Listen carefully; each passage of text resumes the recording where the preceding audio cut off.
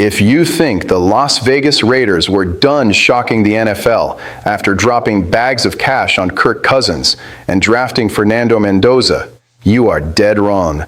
What if I told you our biggest offensive weapon for 2026 used to ride the pine in Minnesota?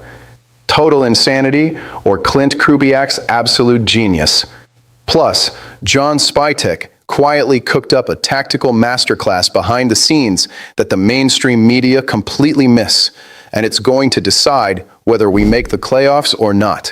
Buckle up, smash that like button, and let's get into the video, because today was crazy and things are heating up in Raider Nation. Pay close attention to this. The lazy mainstream media only wants to talk about our blockbuster signings.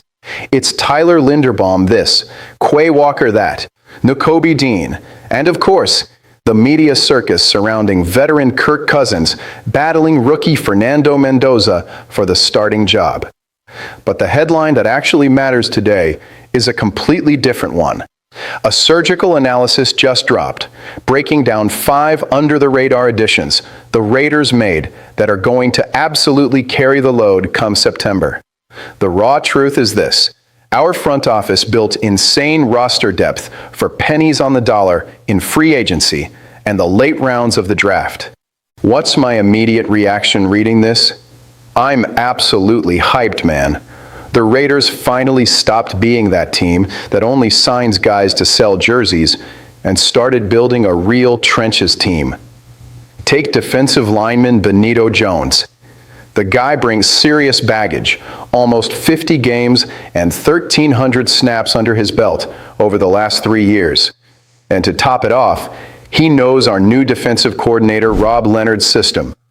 He's no Aaron Donald. I'm not going to sugarcoat it, but he's the perfect gritty veteran to hold the line and mentor our younger DTs in the rotation.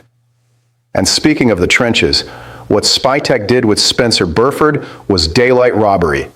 The guy came in super quiet, way after the $1 million free agency waves, and today, post-minicamp, he is the absolute front-runner to be our starting left guard. He knows Klint Kubiak's scheme inside and out. He's a solid dude holding down the fort until Trey Zune or Caleb Rogers get their sea legs. The impact of this on the team is massive. We stop relying strictly on Max Crosby miracles or raw offensive talent. And then, my friends, comes the cherry on top that drives me crazy. The kid Zeke Masses, our 5th-round CB. Nobody gave a damn about him because of all the hype surrounding Jermod McCoy, but the kid is destroying it in practice. This beast terrorized college quarterbacks last fall with his sticky coverage. If McCoy gets hurt, we finally won't have to scramble and cry about it. In my opinion, the front office deserves a statue. They even brought in Cian Slone, an undrafted DE who is eating everybody alive in practice. Let's be real here. Aside from Crosby, our pass rush features Kwity Paye, Malcolm Kuntz, and Kieran Crawford. A lot of question marks and few stars. Slone could easily sneak onto the roster. Not to mention Thomas Booker IV. It's absurd that people are sleeping on him. He came over via trade last year, and now Spytek locked him down as a restricted free agent. Championships aren't just won in the first round of the draft, guys. They're won when your backups don't let the level of play drop. This roster depth is going to be our saving grace. If this under-the-radar roster building already got you hyped, just wait until you see what went down behind the scenes with our offense. Prepare your heart and your patience, because the controversy is now hitting hardcore levels. The hot news, confirmed by Sam Warren from The Athletic, is that Jalen Nailor is the prime breakout candidate for the Raiders in 2026. Yeah, you heard that right. The same Jalen Nailor who was the 3rd option on the Minnesota Vikings. The undeniable fact is that ever since we traded away Jacoby Myers back in November, the front office hasn't brought in a single premium receiver. That left a lot of people, myself included, pulling our hair out. But the reality is that Nailor now has a completely clear path to be our WR1, competing for targets only with Trey Tucker.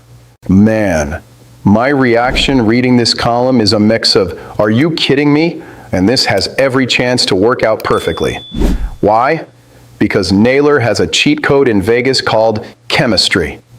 He knows Kirk Cousins like nobody else and has mastered Klint Kubiak's system since their Minnesota days.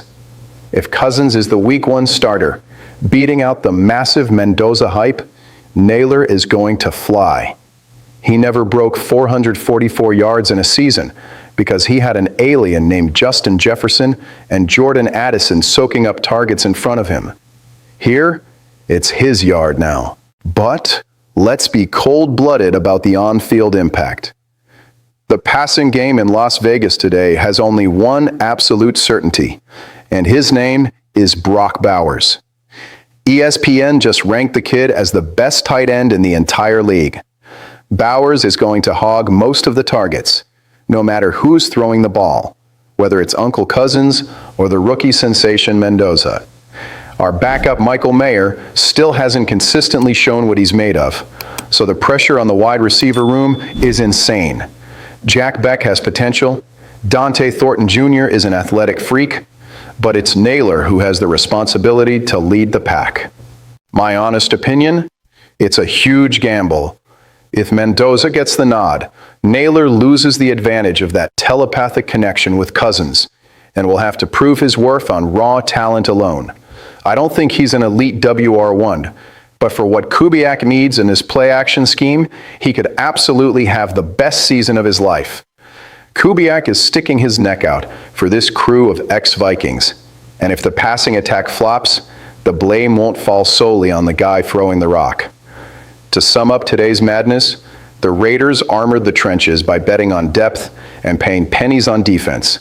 But on offense, it's an all-in, high-risk bet on Jalen Nailor as the primary target to capitalize on that chemistry with Cousins and Klint Kubiak.